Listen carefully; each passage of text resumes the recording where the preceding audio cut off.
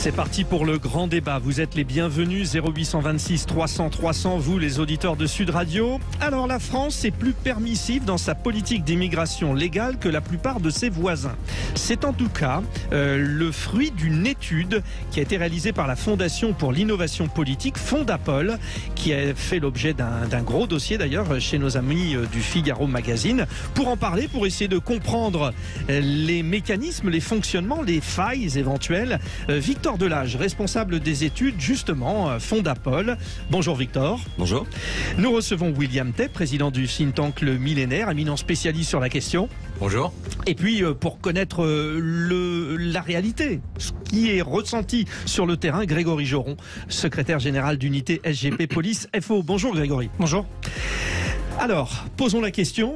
L'intégration fait partie des questions, le regroupement familial. Et il y a plusieurs thèmes, l'obtention de la nationalité par naturalisation. Tout cela a été étudié, compulsé par le Fondapol et il s'avère que, c'est quoi exactement Victor Delage? C'est que la France n'est pas performante ou est plus permissive? C'est quoi exactement le problème? Vous l'avez rappelé, en fait, notre analyse se fait dans les 27 États membres de l'Union européenne. On avait sorti une première étude courant janvier 2023 sur le cas danois, qui a une politique de fermeté qui est assumée et qui fait consensus dans le pays. Et le Figaro Magazine nous avait donc demandé de prolonger l'exercice pour analyser ce qui se passait au niveau législatif sur la question de l'immigration dans tous les pays de l'Union européenne. Non seulement parce que cet exercice n'a jamais été réalisé, donc ça permet vraiment d'avoir un état des lieux de ce qui se fait chez nos voisins européens, mais aussi de situer la France. Et ce qu'il en ressort, c'est que effectivement notre pays n'a pas vraiment de stratégie au niveau de sa politique d'immigration. On est à la fois ouvert. Quand vous parlez de stratégie, vous parlez peut-être aussi de cohérence ? Oui, ça manque de cohérence. Le système, la manière dont a été pensée nos politiques d'immigration manque véritablement de cohérence, parce qu'on est à la fois un pays qui est ouvert, permissif et sans véritable politique d'intégration. On a plusieurs exemples qui le montrent ces dernières années. Par exemple, on voit bien que sur les dispositifs juridiques, que ça soit même d'un point de vue économique ou sociaux, tout cela a été démultiplié et cela nous a amené finalement à avoir en France plus de 150 motifs de titres de séjour, alors que selon Didier Lesky, qui est le directeur général de l'OFII, qui est l'Office française de l'immigration et de l'intégration, cela pourrait être ramené au nombre de 4, c'est-à-dire vous êtes en train l'asile, finalement, le travail, l'asile, le travail, l'immigration familiale et les études. Donc vous êtes en train de nous dire qu'on est en face d'une énorme machine. Bon, ça c'est typiquement français. On l'a vu pour la crise du Covid, on le voit pour plein de choses. Dès qu'il faut être efficace, en fait, c'est une charge administrative qui est énorme. Peut-être, William Tay, votre regard sur ce compte-rendu, alors très intéressant, qui est paru dans le Figaro Magazine. Ce qui est intéressant, c'est finalement de dire que à force de ne pas être cohérent et surtout de ne pas être un petit peu plus exigeant, c'est finalement celui qui est immigré qui se retrouve en situation de fragilité. Ah oui, tout à fait. Bon, d'ailleurs, félicitations pour l'étude. C'est une étude qui est très intéressante. Moi, je pense que ça souligne plusieurs points. Nous, on avait déjà écrit sur ce sujet depuis plusieurs années. Je pense que le premier point, c'est qu'en fait, la France subit davantage l'immigration qu'elle l'a choisie. C'est-à-dire qu'en fait, en France, vous n'avez pas de stratégie de politique d'immigration et de la même façon, dans l'Union européenne, assez près que l'Allemagne a une stratégie à peu près d'immigration. Par exemple, quand vous demandez quelle est la politique migratoire des États-Unis, vous comprenez quelle est la politique migratoire des États-Unis, c'est-à-dire qu'ils veulent attirer les meilleurs talents du monde entier, les meilleurs cerveaux, pour les faire entrer dans les meilleures facs américaines. Avec des symboles forts, la carte verte, etc. Ouais. Si vous demandez la politique d'immigration au Japon, vous connaissez la politique d'immigration du Japon, pareil du Canada, etc. Par contre, quelle est la politique d'immigration en France? À partir du moment où on n'a pas choisi de stratégie, en fait, on subit davantage le destin. C'est-à-dire que moi, je résume ça de la façon suivante. C'est assez fort, mais ça permet de symboliser auprès de nos auditeurs de façon très claire. C'est-à-dire qu'on exporte nos bacs plus 7 pour importer des bacs moins 5. Et donc, du coup, ça ne peut pas marcher stratégiquement. Parce que quand vous n'avez pas un modèle économique défini, vous n'avez pas une stratégie migratoire qui colle à ces stratégies, de toute façon, les gens qui viennent en France ne sont pas intégrables dans la situation dans la mesure où ils ne sont pas intégrés dans un modèle qui leur permette de réussir. Parce que vous intégrez, quand vous prenez les statistiques données par l'OCDE, la France est le pays qui accueille le plus d'immigrés qui n'ont ni brevet ni bac. C'est-à-dire que ce sont des gens qui sont des travailleurs dits manuels. Or, la France connaît un chômage manuel qui est très important. Donc du coup, quand vous faites ce type de politique, vous ne pouvez pas en fait intégrer les gens. Et vous arrivez sur une spirale infernale, c'est-à-dire que des gens arrivent, ils retombent dans les minima sociaux, ils ne s'intègrent pas dans la vie économique, et ensuite après, éventuellement, ils peuvent sombrer dans des dérives pour essayer de survivre et pour essayer de parce que finalement, ne pas intégrer, c'est laisser se mettre en marge de la société. Grégory Joron, au quotidien, alors on ne va pas ici faire le lien entre un problème d'immigration et insécurité. Vous faites finalement respecter la loi. Mais dans ce respect de la loi, est-ce que ce décalage, ce problème de non-intégration, finalement, vous met en face de situations qui vous semblent chaotiques ? Je pense que c'est une évidence. D'ailleurs, le lien entre immigration et délinquance a été un peu avancé par le ministre l'été dernier, rappelez-vous, il y a eu une grosse polémique au travers des EQTF. Gérald Darmanin a consenti, en effet, mais je pense que c'est des sujets qu'il faut aborder de manière assez factuelle et on va essayer de dépassionner les choses parce que forcément tout de suite on va peut-être être accusé de racisme ou etc. Je pense que c'est pas vraiment ça la question. La question c'est en effet de parler de vision globale de ce qu'est l'immigration légale et illégale en France et clandestine entre guillemets et savoir quel impact ça a sur notre société pour essayer globalement de poser après ce constat-là des solutions éventuelles. En termes de sécurité, notre réalité sur le terrain, qu'elle soit justement sur les raccompagnements aux frontières et des clandestins ou malheureusement je prends deux exemples prégnants pour nous en termes de sécurité de la situation des mineurs non accompagnés. Oui, nous y reviendrons parce que ça fait l'objet d'un gros débat. Clairement, ce sont des choses qui sont pour nous insolubles, qu'on subit réellement aussi en termes de sécurité et qui posent des gros problèmes au niveau de la délinquance et surtout de la réponse pénale qu'on peut y apporter. Vous êtes en train de nous dire, Grégory Joron, que vos collègues policiers, on peut aussi y associer les gendarmes, bien sûr, sont assez démunis du fait de la complexité du fonctionnement de la loi française autour des immigrés. C'est aussi ça. Mais pour le coup, c'est une réalité. Alors, il y a aussi, malheureusement, on va penser que notre pays, finalement, manque de stratégie pour tout. On a aussi très clairement une vraie difficulté sur l'appréhension, justement, de la question de l'immigration au travers de notre police aux frontières. C'est un service, il faut savoir, ça fait 3 ans qu'ils n'ont pas vu un seul renfort d'effectifs. Donc on a un service avec une pression migratoire qui est constante, voire même, on le sait, cette année et les années à venir, une pression migratoire qui va être très très forte. Et on a malheureusement un service qui est plutôt désarmé. Ouais.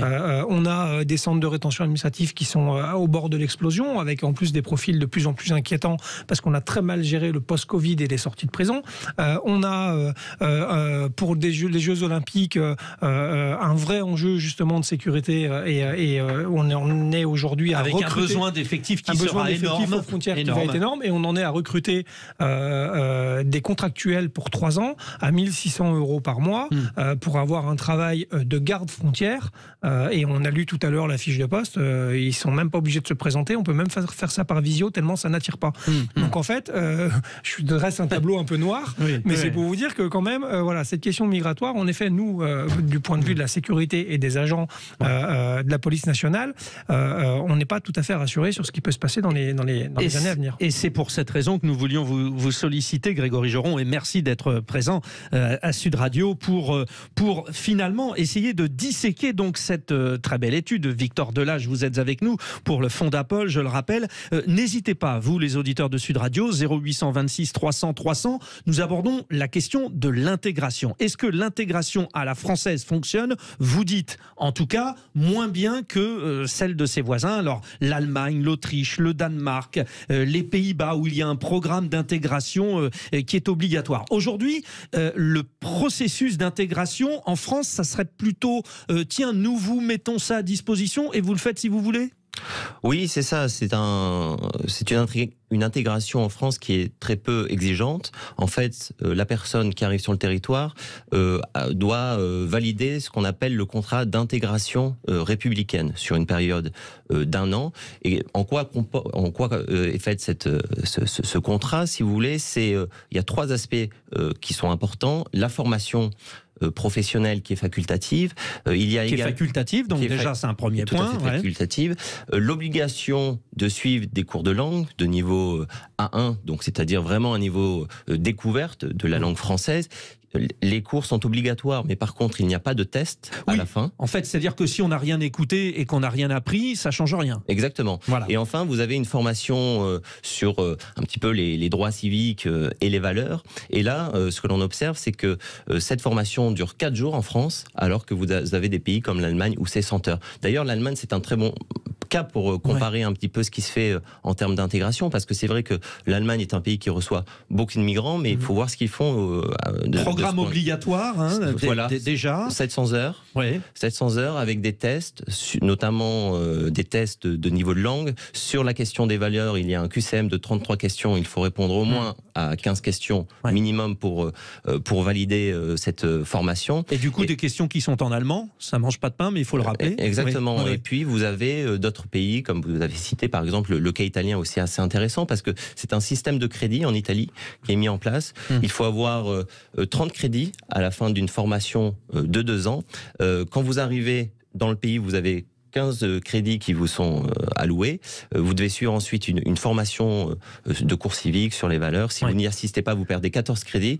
Et à la fin de ces 2 ans, si vous avez les 30 crédits... Un peu comme le permis à points, finalement. Voilà, vous pouvez rester dans le pays. Si vous avez plus de 40 crédits, vous avez même des offres culturelles, des passes qui vous sont offerts. Par contre, si vous avez 0 crédit, vous devez quitter le pays. Bon, nous y revenons. C'est très intéressant. La politique de la France inefficace dans le domaine de l'immigration. Victor Delage, responsable des études Fondapol, William T, président du think tank Le Millénaire, et puis Grégory Joron, secrétaire général unité SGP Police FO, sont avec nous. Réagissez. 0800 26 300 300. Nous revenons. À tout de suite. Merci d'être avec nous sur Sud Radio. Bon, nous venons d'écouter William T, cette bien belle chanson. Dans les années 80-90, il y a eu énormément de chansons expliquant la difficulté finalement du migrant qui a souvent été montré du doigt. Là, dans cette analyse, il n'est pas question de le montrer du doigt, mais finalement, d'une certaine manière, de renforcer l'idée qu'il est un peu livré à lui-même, hein.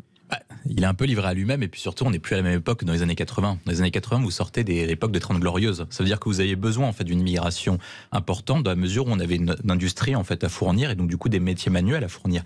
Actuellement en 2023, si par cas on m'explique qu'il y a beaucoup d'industries en France qui ouvrent, on a un véritable problème. Donc je pense qu'il y a un premier problème, c'est la question économique. La deuxième, c'est une question d'intégration et de civilisation. Parce qu'en fait, lorsque vous êtes un migrant, vous avez un parcours spécifique, surtout en provenance de votre origine. C'est-à-dire que si par cas vous venez d'Afghanistan, d'Algérie, du Maghreb ou de certains pays, vous vous dirigez typiquement vers certains endroits spécifiques. Or, ce que montre... Il y a certaines facilités d'ailleurs pour les migrants venant des pays du Maghreb. Hein. Exactement. Ouais. Et le point spécifique, c'est que ce que dit Christophe Guilluy dans Le Temps des gens ordinaires, c'est qu'en fait, ce qui se passe dans les quartiers dits difficiles ou les quartiers dits reconquête républicaine, qu'importe le nom, c'est qu'en fait, à peu près la police attrape des délinquants. Ils arrivent à 30 ans, ils sortent de prison, etc. Ils fondent une famille, donc du coup, ils quittent la délinquance et sont remplacés dans la délinquance par la nouvelle immigration qui arrive comme ça. Et donc, du coup, on a un véritable problème en termes de parcours. C'est-à-dire que comme vous faites venir des gens et que c'est pas nous qui choisissons de les faire venir, parce que ce sont eux qui viennent, en considérant qu'il y a un droit à l'immigration, les gens viennent. Il n'y a pas de restriction sur l'immigration. Eux considèrent qu'ils n'arrivent pas à intégrer parce qu'ils considèrent que c'est un droit de venir en France. Et donc, du coup, essayent de trouver tous les moyens pour essayer de survivre. Et c'est tout à fait légitime qu'ils le fassent. C'est le réflexe de survie qui est plutôt classique. Et donc, du coup... Vous dites que c'est un engrenage, assez classique. Et qui se renouvelle. Et qui se renouvelle à chaque fois. Et ça pose plusieurs questions. Ça veut dire que c'est devenu systémique, c'est ça? Et tout à fait. Moi, je pense qu'il y a plusieurs questions. Le premier point, c'est de dire qu'est-ce qu'on veut comme immigration ou pas en France. À partir du moment où vous délimitez les gens qui ont le droit de venir et les gens que vous ne voulez pas, déjà, vous facilitez un premier problème. Le deuxième point, c'est de durcir les conditions d'immigration. Il ne faut pas que l'immigration devienne un droit, soit un droit. Il faut que l'immigration soit une chance. Moi, je peux parler de mon cas personnel.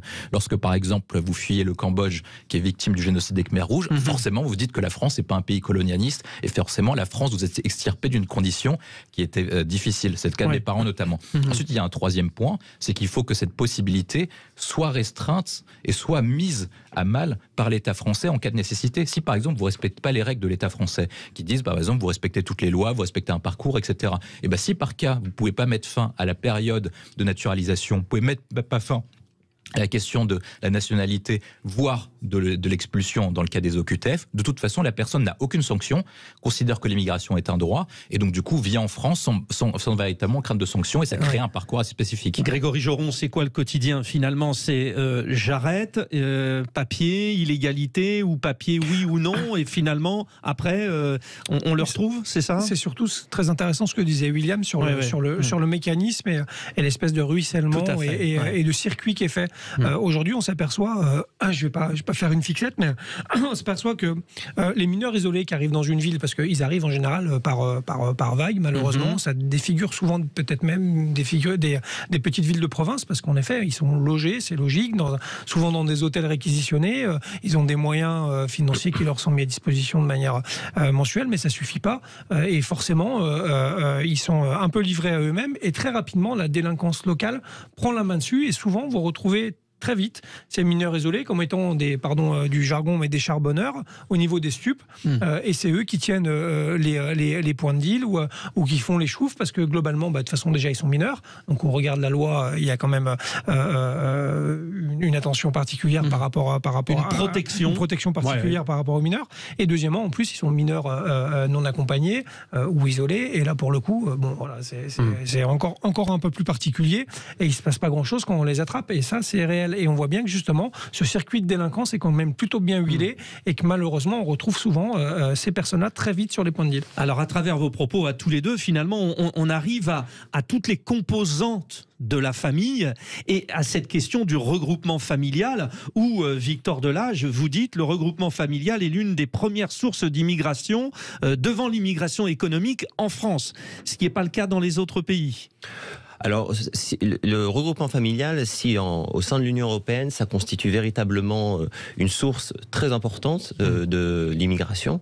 Pendant très longtemps, d'ailleurs, c'était le regroupement familial qui arrivait en tête devant les migrants économiques, humanitaires, etc.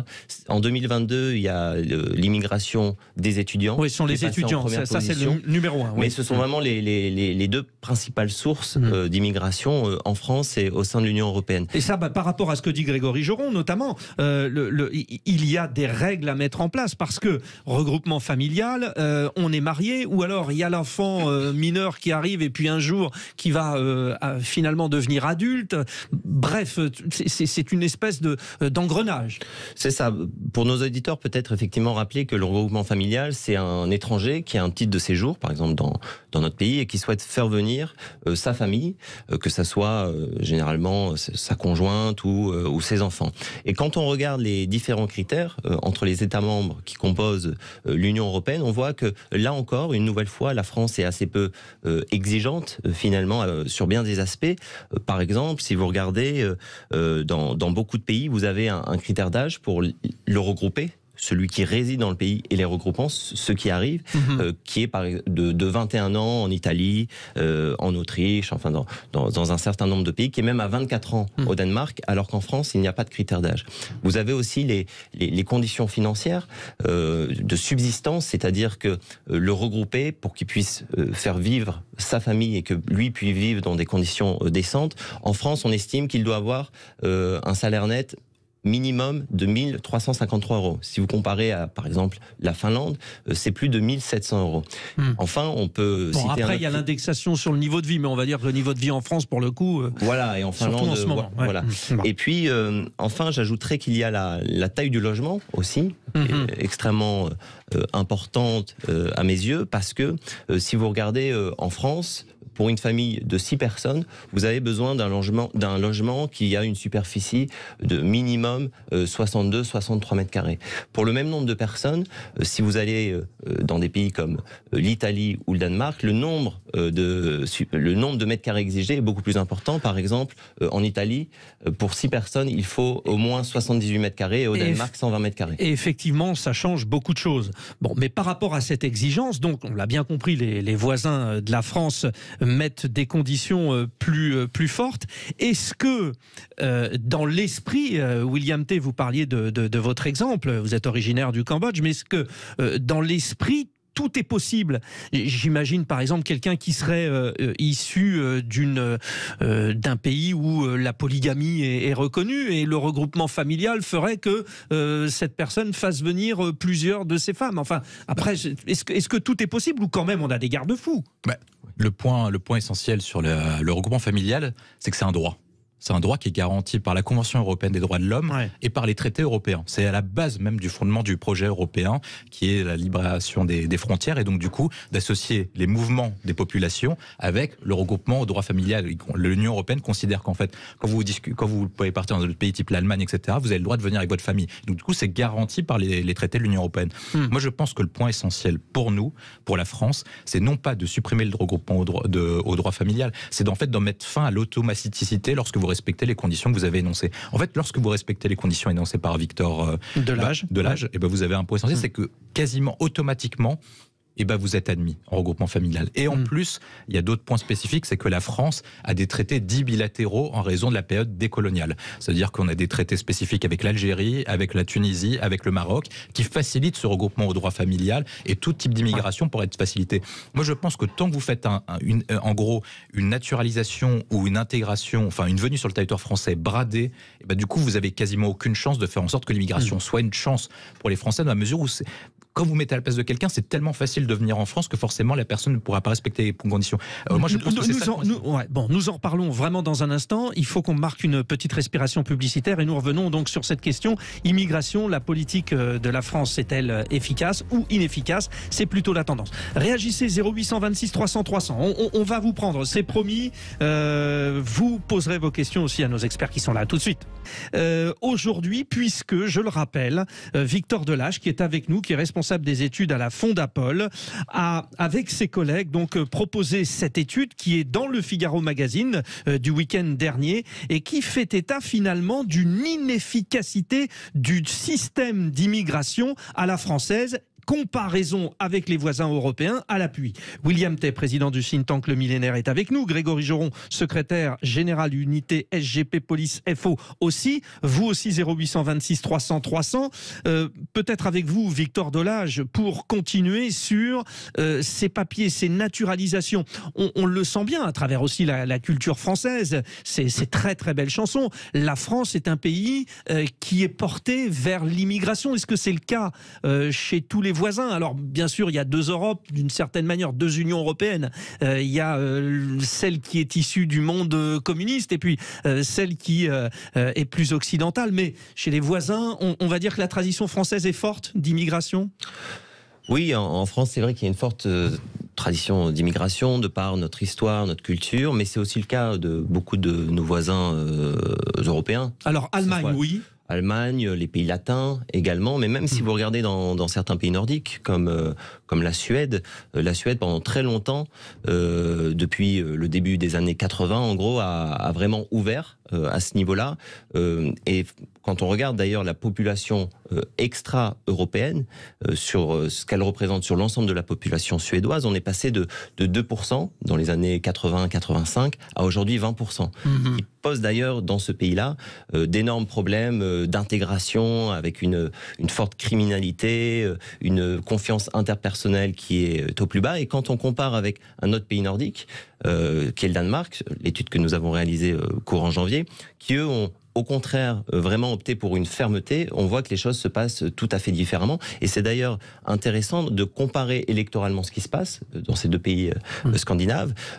En Suède, vous extrême droite assez forte en Suède. Voilà, qui a même réalisé son meilleur résultat fin 2022 avec ce qu'on appelle les démocrates de Suède, qui est le parti populiste de droite. Et ce qui n'est pas le cas au Danemark. 20%, alors qu'au Danemark, au début des années 2000, le parti du peuple danois faisait autour de 18-20%. Aujourd'hui, aux dernières élections législatives, il a fait 2,5%. Bon, alors vous parlez de ces pays européens. Désolé, mais moi je vais prendre un thème que j'aime particulièrement bien, qui est le sport, mais qui est assez finalement parlant. On le voit dans ces fameuses équipes nationales de football. La France, depuis très longtemps, peut compter sur des joueurs issus de l'immigration. L'Allemagne de plus en plus, mais l'Espagne, l'Italie, on n'en est pas convaincu. Alors Alors, est-ce que cette carte postale envoyée par ce monde du sport est finalement assez fidèle, ou est-ce que, je repose la question, William Tay, la France est quand même en Europe un pays qui permet une plus large immigration? La France, c'est à peu près je dirais qu'il y a 4 zones en Europe. Il y a la zone de l'Est avec les pays du Visegrad, qui eux sont très anti-immigration. Pologne, Slovaquie, République tchèque, Hongrie, etc. Bien sûr. Vous avez les pays du Sud qui sont pas contre historiquement l'immigration, mais qui sont contre désormais en raison des flux migratoires des années 2010 avec l'apparition de Daesh en Syrie et des vagues migratoires provenant d'Afrique. Vous avez les pays du Nord, sociodémocrates, anglo-saxons, protestants, Pays-Bas, Allemagne, etc., qui sont tournés vers le commerce, qui eux sont avantages favorables à l'immigration, à mesure ils ont besoin d'une immigration de travail pour faire alimenter leurs usines et leurs industries. Et la France dans tout ça, vous avez la France qui est une intersection des trois. Cas à part. Vous avez l'intersection des trois. Ouais. C'est un cas qui est spécifique, c'est-à-dire que vous avez les mêmes réticences d'une partie de la population des pays latins en raison de l'immigration qui est récente et qui considère une partie de la population considère qu'il pose un problème. Et en même temps, vous avez historiquement, c'est quand même un pays anciennement industrialisé, donc vous avez historiquement une immigration dite sous-qualifiée qui vient pour alimenter les travaux, serveurs, etc., les fameux métiers en tension.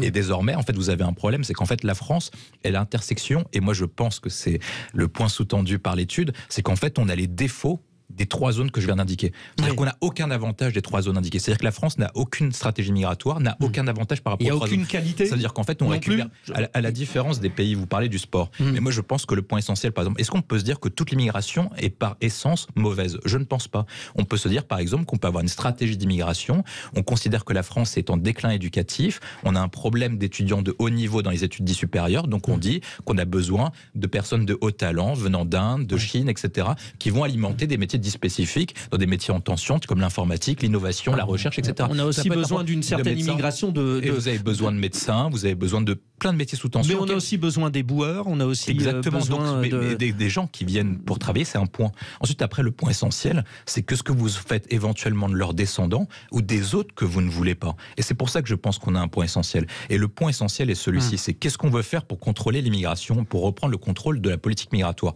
Moi, je pense que tant qu'on reste dans le carcan européen et administratif et judiciaire qu'on a actuellement, on aura le même sujet. Et vous aurez Marine Le Pen, comme l'a sous-entendu Victor Delage, au second tour de l'élection présidentielle sur les 50 prochaines années, ou sa descendante, ou je ne sais pas. Et c'est ça le point essentiel. C'est-à-dire que je pense que le premier point, c'est de déterminer une règle essentielle, c'est qu'en fait, vous interdisez les venues sur le territoire français.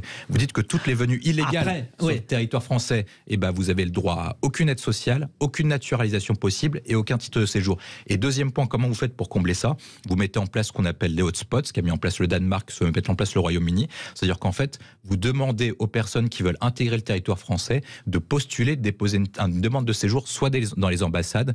Et si le pays est en guerre, ils se déplacent dans le pays le plus proche pour pouvoir déposer une demande. Et comme ça, vous n'avez pas de camps de migrants et de centres de rétention, etc. Nous évoquons l'Union européenne avec ses différences. Vous l'avez très bien expliqué, William Tay. Grégory Joron, cette Union européenne rend un peu plus complexe aussi pour vous, policiers en France, la gestion de cette immigration. Alors oui, alors déjà, sur le cas du droit européen qui clairement prend le dessus sur certains aspects, notamment sur les recours pour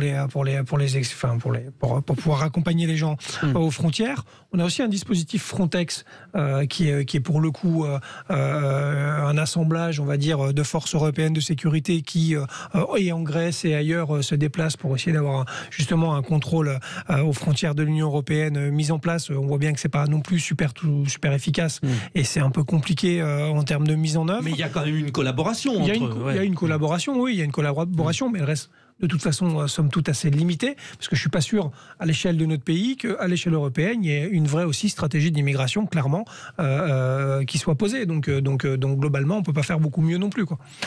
Est-ce qu'il y a des cas, on peut peut-être, alors vous pouvez peut-être nous en donner, mais en fait, où il y a un système où l'immigré clandestin ou l'immigré qui ne, on va dire, ne s'intégrerait pas, profite entre guillemets là aussi encore, de ce système de l'Union européenne où il va aller chercher qui dans certains pays des avantages et finalement au bout du compte ça sera quelqu'un qui sera assez difficilement cernable et sans trop de contraintes. Alors, enfin, on a surtout inversement des pays qui jouent pas le jeu justement au niveau de leurs ressortissants. Ouais. C'est ça notre plus grosse difficulté en France, typiquement avec l'Algérie, qui ne respecte pas, qui délivre très peu de laissez-passer consulaires, D'où la problématique des visas. Alors justement, on peut peut-être l'expliquer, Grégory Joron, on est bien d'accord.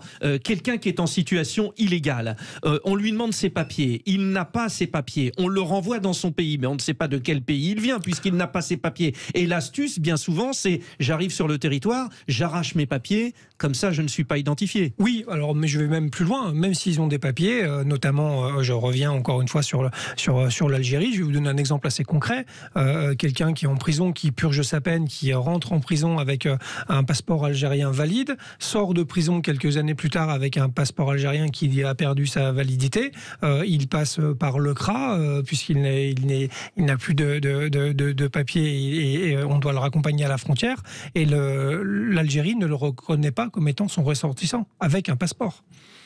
Et ça, c'est factuel. C'est factuel. Voilà. Et d'où, donc, évidemment... il reste au CRA 90 jours, et ensuite on le libère, et il a une OQTF qu'on n'applique pas, et c'est un délinquant chevronné, et il reste en France. Et d'où les tensions dernièrement au niveau politique entre l'Algérie, le Maroc, notamment la France, alors aussi un petit peu la Tunisie. Gérald Darmanin en a parlé, et bien sûr ça fait partie en ce moment des négociations entre les pays du Maghreb et la France. Dernière petite pause publicitaire dans notre débat, et puis on aborde la fin, immigration, la politique de la France inefficace ou pas. Vous nous donnez votre avis. 0826 300 300. À tout de suite. Nous avons évoqué plein de sujets. Alors, il y a une question qu'on nous pose d'ailleurs sur Twitter. J'ai vu, on est bien d'accord, Victor Delage, que, et la chanson de Pierre Perret le dit, l'immigration est aussi une chance.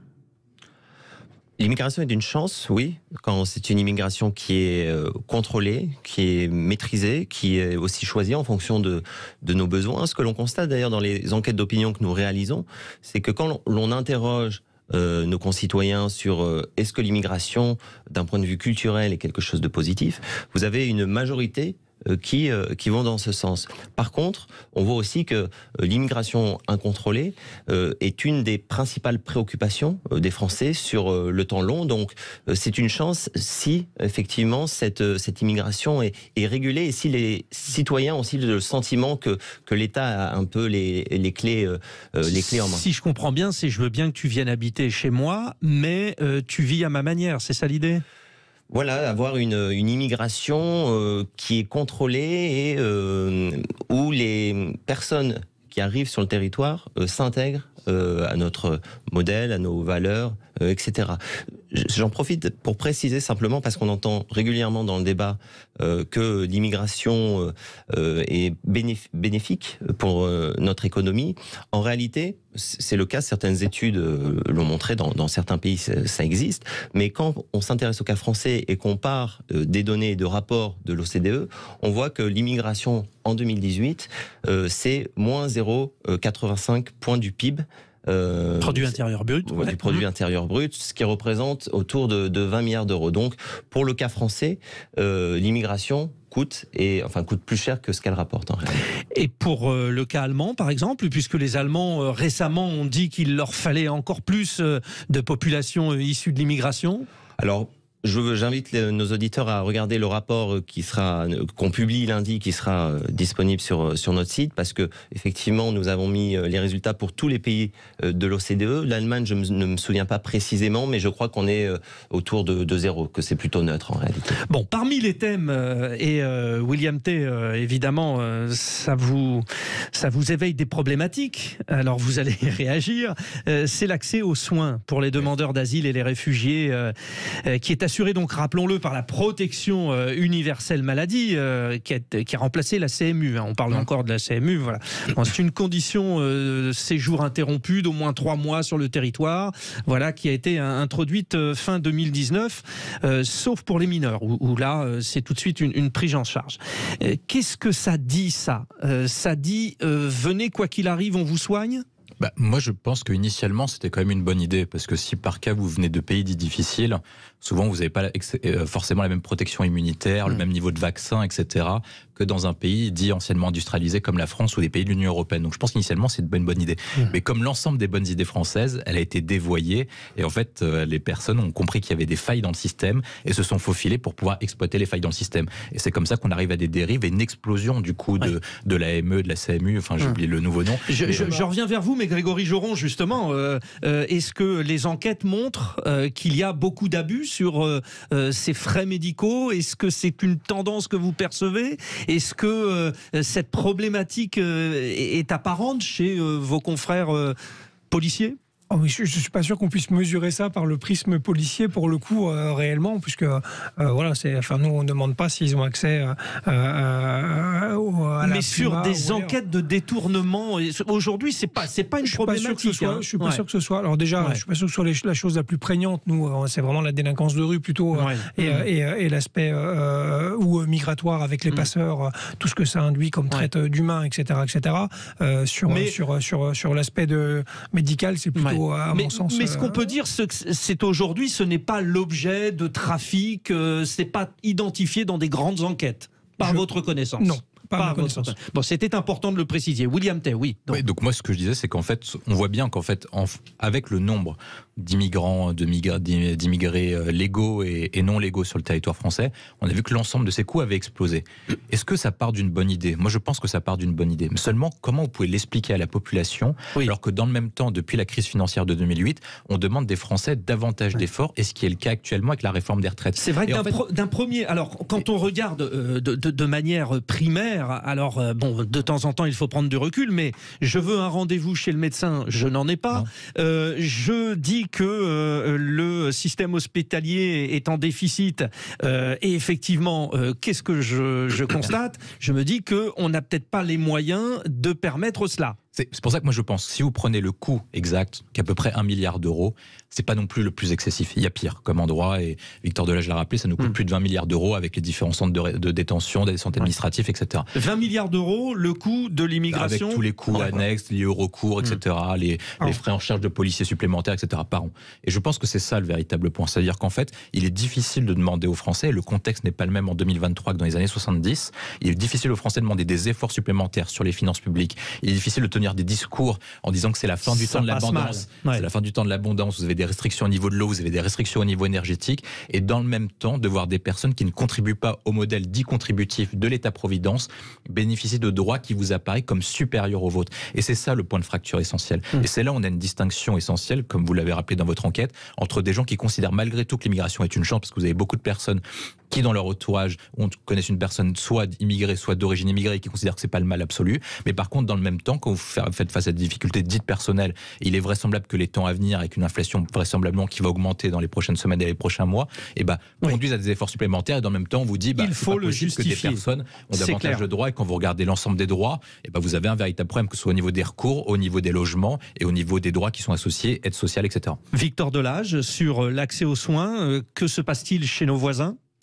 On a incontestablement la politique d'accès aux soins la plus généreuse, si on se compare à tous les pays de toute l'Union européenne. De toute l'Union européenne. Nous sommes les plus généreux. On est les plus généreux à ce niveau-là, parce qu'on a une singularité, c'est que nos soins sont à la fois gratuits et sans plafond. On le sait, peu importe le pays où on est, quand vous voulez avoir accès à certains traitements, à certains médicaments, c'est extrêmement cher, et quand c'est à la charge du patient, peu importe, même si vous êtes assez fortuné, vous ne pouvez pas avoir accès à cela, parce que c'est vraiment exorbitant comme prix. Par exemple, le coût d'une dialyse, c'est 80 000 euros par an par patient. Et en France, cela est remboursé à 100%. Donc, bien sûr, c'est extrêmement attractif pour les personnes qui souhaitent obtenir un titre de séjour pour soins, à tel point qu'on a un petit peu regardé dans le détail les pays d'origine qui viennent pour des traitements et des soins. Vous avez des Américains. Carrément, des Canadiens. Oui, parce que là-bas, il n'y a pas de protection type sécurité sociale. Et vous avez des ressortissants de grandes démocraties quand même qui viennent en France pour se faire soigner, parce que effectivement, dans leur pays, ils ne seront pas remboursés. Si on regarde un petit peu l'AME, qui est l'aide médicale d'État, ce qu'on voit, c'est que effectivement, toute personne qui est sur notre territoire et qui est irrégulier, c'est-à-dire vraiment l'immigration clandestine, bénéficie de l'AME, c'est-à-dire que ça soit pour les soins hospitaliers ou certains traitements, ils sont remboursés globalement presque à 100%. Et quand on regarde les chiffres, en 2022, il y avait 398 000 bénéficiaires de l'AME, ce qui représente un coût, comme ça a été dit, de 1,09 milliard. Si on compare à 2018, c'est plus 25% de bénéficiaires et plus 17% en termes de coûts. On voit que Grégory c'est Joron, significatif. pour conclure, cette étude, finalement, elle peut vous aider, vous aussi les policiers, parce que il y a des faits, il y a du concret, et il n'y a pas d'attaque style raciste ou je ne sais quoi. Ce sont les faits. Oui, c'est extrêmement intéressant. C'est ce qu'on disait. Ça a été justement, je pense, mené de la bonne manière. C'est-à-dire que cette comparaison déjà avec les voisins européens est, à mon avis, très importante parce qu'elle démontre justement nos failles, nos carences et peut-être ce qui devrait être regardé très rapidement par nos politiques. Parce que si on veut redresser la barre, c'est pas en claquant des doigts. Il va falloir être plutôt rigoureux pendant quelques années, très clairement. Il y a un enjeu sur la loi immigration à venir en discussion qui pose justement, je crois, les points et une orientation qui va aller vers une immigration choisie pour le coup. Et c'est peut-être au travers de l'intégration et le choix la clé d'un vrai changement. Merci à vous trois, Grégory Joron, secrétaire général d'unité SGP Police, William T pour le think tank Le Millénaire et puis Victor Delage de la Fondapol. Bravo pour votre étude. Merci. Nous revenons dans un instant, les infos.